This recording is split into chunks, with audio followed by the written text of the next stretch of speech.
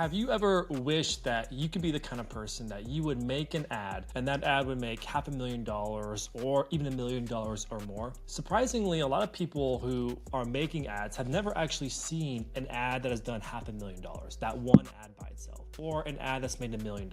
Because if they had, then they would understand what it takes to make an ad that does those kinds of numbers. And that's what we're going to talk about in this video today. Is one of the best ways to learn how to make ads for your brand is to see and study ads that have gone on to make millions of dollars. And the truth is, if you're probably watching this, your brand, you're probably trying to grow it right now. Maybe you have reached 8 figures. Maybe you haven't reached 7 figures yet. Maybe you just launched it and you just have a little bit of traction at the moment. The reality is a lot of you haven't seen those ads. And that's the one benefit, the fact that I run an agency, is we get to see so many brands all the time. We get to see those back ends of accounts and those ads that have made $500,000 or $1 million, and a few accounts even more, several $1 million behind one ad. And so we get to see these commonalities, these trends, and what makes up a really great ad. So we're actually gonna watch some ads together, and I'm gonna show you some ads that didn't even make $1,000. And then I'm gonna show you some ads that only made $10,000. And then I'm gonna show you some ads that have made over $500,000. We're gonna watch them together, and we're gonna talk about and dissect what makes some of those ads work so well versus ones that don't. Because if you study winning ads, you will be able to better replicate winning ads. But frankly, if you've never seen a winning ad, then it's kind of hard to make that winning ad because you don't understand the components that go into it. Ready? Let's buckle up, let's dive in. So one thing I want to make very clear before we dive in is all of the best people in the world at their sport, for example, people who do UFC, basketball, soccer, baseball, they all have commonalities. If you've actually studied them, what they do is they do two things that other pros don't do. And that's what separates a pro versus someone who's novice. Number one is they study their own footage. They study the footage of their games, how they play, what moves they made, what decisions they made. And then they study other experts and other pros, and same thing. What moves they make, what decisions they're making, what are some of the tactics that you're using. And because they do that every day for a long period of time, it turns them into pros while they're also practicing the craft. So if you take away anything from this video, if you do those three things, I'm gonna practice my craft, I'm gonna study other winning ads, I'm gonna study my own winning ads, and I'm constantly thinking about and dissecting it every single day, you will make amazing ads and you will scale accounts, whether that's your brand or someone else's brand that you're managing. All right, so let's jump into the first set of ads. Okay, so here's a few set of ads. Now, just some ground rules. This ad didn't even make $500. Instead, what happened was it didn't work, so we had to turn it off, we had to kill it because it went above our target CPA. This ad barely made $12,000. Again, we had to turn it off because once it started growing, it eventually went above our CPA, which happens, right? How many times have you run an ad account or your own ad account? In the beginning, things look really great, but then over a long period of time, the more you spend, performance just starts to degrade and go down over time. It happens, that's part of the game. And this ad has made well over $500,000. In fact, it's still spending money. I believe it's gonna make 7 figures because it's also been on for a long time and it's just crushing. We're gonna watch the ads together all the way through first, and then come back around and talk about it.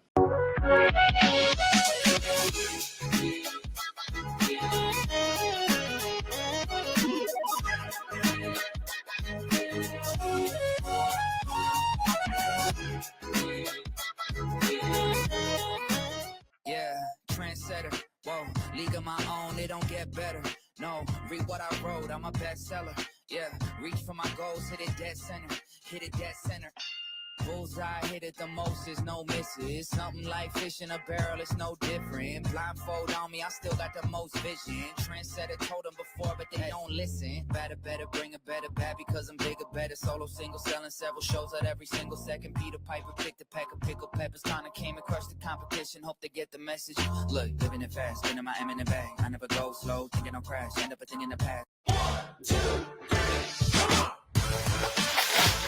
The boxes look so pretty. They're so cute. They're pop-on lashes. They're one-step pre-glued lash extension clusters. They last 5 to 10 days. Come in 5 different styles. I'm going to try Rosy today. They also look like a more natural looking lash, which is more my vibe. So let's try. The instructions simply say to take the lash out and then press it like where your lashes meet your lash line underneath your lashes. They do come in different sizes, so you can map your own look depending on your eye shape. I'm gonna keep it super simple today. I'm just gonna go with like the cat eye, so which is usually like the longer outer corner to smaller inner corner. So let's go. I'm starting with number 12 in the outer corner. I'm just gonna come up really close to the camera. You're supposed to apply it right there at the end of your lash line meets your waterline. So that's one piece. This is piece 2. I've gone 12 again. And there like that. So this is the 10, and I'm just gonna map it. Just think of that. Press, press, press, press. I'm dead. I love. They were literally so easy. But I am so into that. Let's do the other eye really quickly. Same mapping on this side. I literally am obsessed. It looks like lash extension. I can't wait for these to launch. I know they're going to be popular. All right, let's break these down. And by the way, I would love some engagement here in the comments of this video. I would love for you guys to give me your feedback. So I'm gonna go through why I believe some of these ads failed and why some, like for example, this one is crushing. But I'm sure you have different things maybe I'll miss. You may have your own opinion as well. So please put it in the comments. I'd love your feedback and your take as well. All right, so let's break this down. A couple things. So the first one is, I believe why this one performs so much better than the other ones is a few things. Is the hook out of the very beginning is so much stronger on this one than the other two. Let's break that down. For example, this one is applying that people are already looking or in the market for pop-on lashes. Well, the reality is pop-on lashes is a relatively new thing. It's a new mechanism, which I'll get into in a few moments. And so that's one reason why I think this one far outperforms. And for example, when we look at the hook rate, it's also significantly much higher than the other two. The second one is this one struggling with at-home lash extension is assuming that there's a big total addressable market of people who are, number one, already using lash extensions, and then number two, have that struggle at home. This is a really important distinction to make because while technically like it would seem like a really great hook, the reality is people who probably have lash extensions or they probably use them at home, there's probably a very few amount of people who are actually thinking about, oh man, this is such a drag putting these on. Because there's a lot of people that use fake eyelashes, but how many of them are thinking inside their heads that they're having a struggle with this? So I think this whole hook was really misplaced. And why this one works so well is because it's using a psychological principle of positioning called a new mechanism. Because there are tons of companies who sell false eyelashes, tons of them. So the product technology is actually not that new and not that groundbreaking.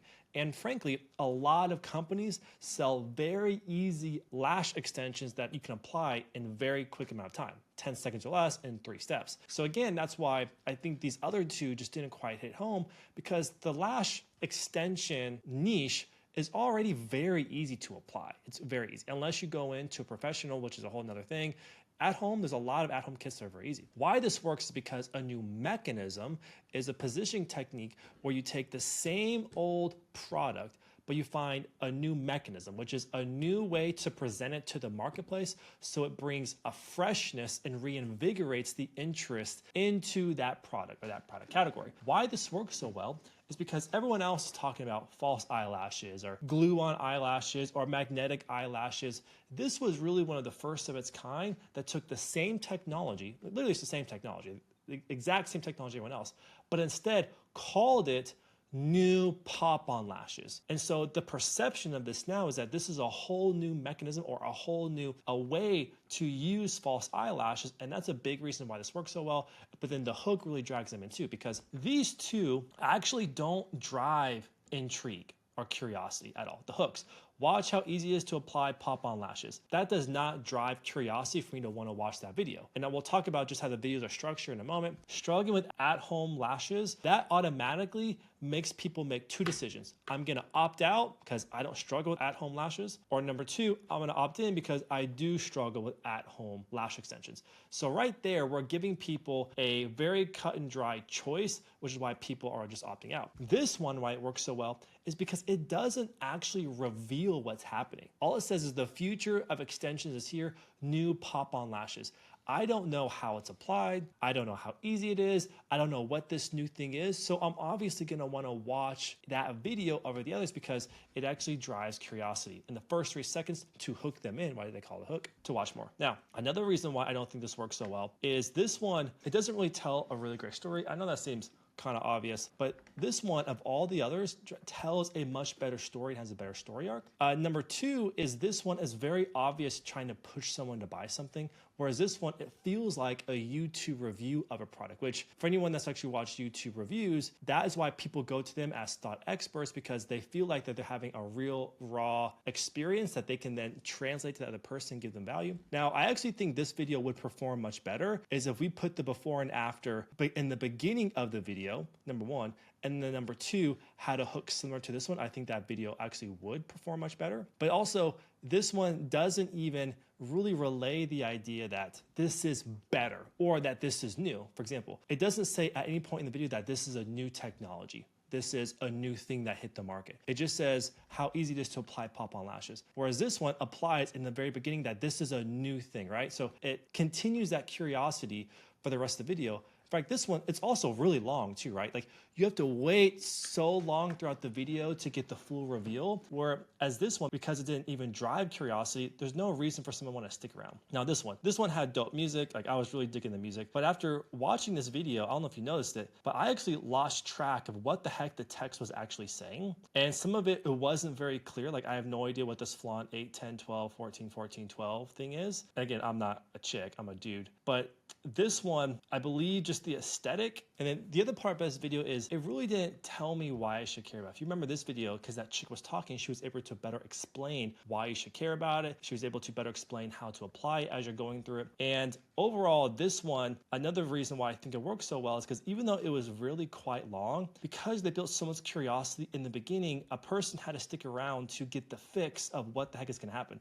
But the other part is, and we've seen this a lot because we've been running this account for nearly 3 years, we've seen this time and time again that when you're show the eye quite close up, it has a massive change in the ability to hook people in and keep them watching. It's almost like the chiropractic videos of people cracking backs, or it's almost like the pimple popping videos. I don't like those, but other people like those, where they just can't but help themselves to see what the heck is going on because it's so shocking. And the other thing is, I think even this product, people know how to apply false eyelashes, especially when it comes to the female market. But I think this one works so well because it had a better way of demonstrating the full process with less cuts. Even though there was cuts happening, it felt like it was as if you were right there watching it. This one, again, it felt very much kind of marketed to, if that makes any sense. And one thing to take away is by no means did this ad, did it fail in the beginning. In fact, up to $12,000, it was hitting target quite well. But the reason why I started to drop off is because of the way it was positioned. It was positioning itself as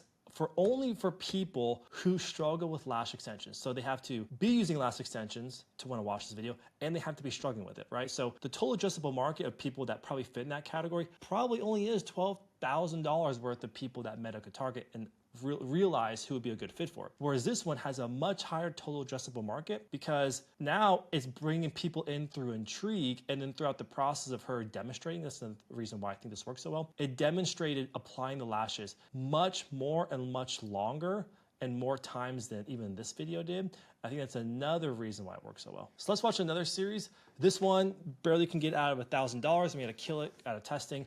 This one has done a lot of money, and it's going to keep scaling, I believe. And this one did nearly over $250,000. Let's take a look. Snuggle on the sofa, movie playing bright. Laughter fills the living room. Everything's alright.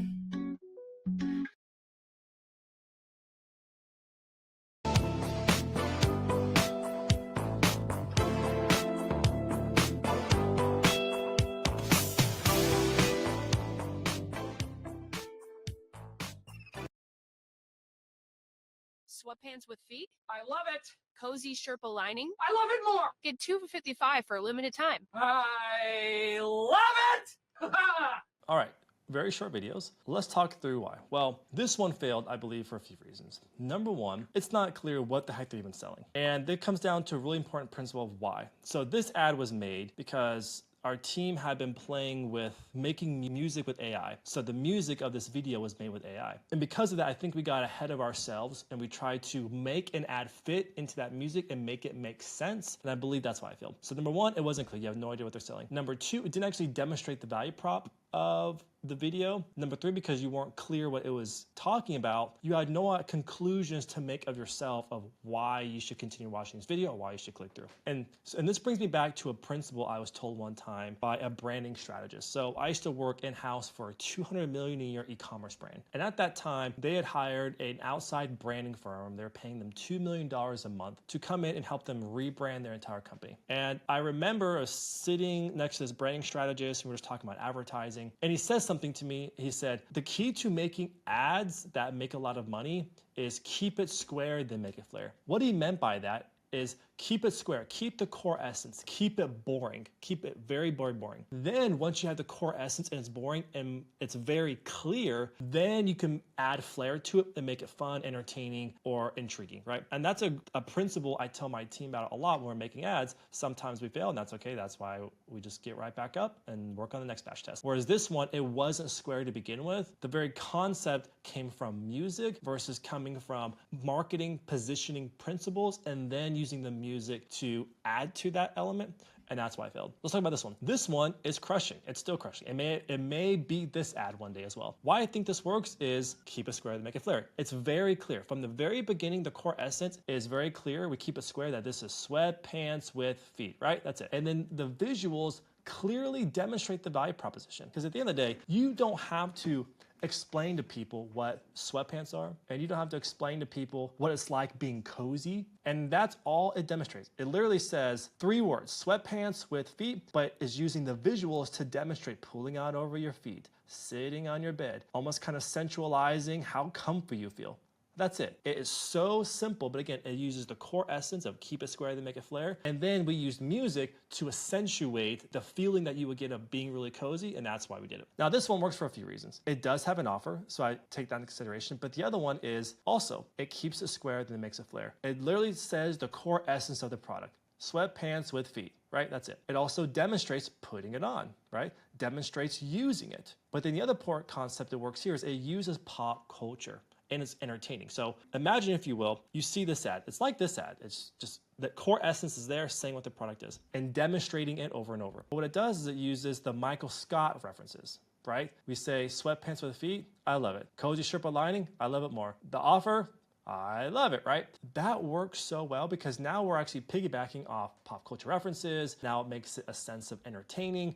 And frankly, you could just use AI to say the sweatpants with feet, and then my team just edited Michael Scott in the background saying that. And that's something else that I don't talk enough about on this channel is how can you pull in pop culture references? We do it from time to time. We'll use memes sometimes in our ads. Sometimes we'll try to use music that is going viral at the moment in our ads, as long as it can get by the advertising policies when you want to launch that ad. But that's a tactic that not many people talk about enough. But still, this ad, I believe, still would have converted well, even without using the Michael Scott reference. I believe it gave it just that little extra lift to make it convert really well. And frankly, if you guys could read the comments on this, the comments were hilarious. People like posting Michael Scott memes and office memes and things like that. Yeah, so just to recap, one of the best ways you can make ads that scale is to study other ads that scale. So this is something me and my team do all the time. For example, we work on sprint cycles, which I've made videos on that before. You can watch that video on how we make 9,000 ads a year if you want to, or I explain that. At the end of every sprint cycle, we review the ads we made and we analyze what worked, what didn't work, why didn't it work, why did it work, so that we can then take those learnings and incorporate those into the next sprint cycle, the next ads that we make. If you enjoy things like this, I do breakdowns like this inside our mentorship group every single week. Click the link in the description and see if it's the right fit for you.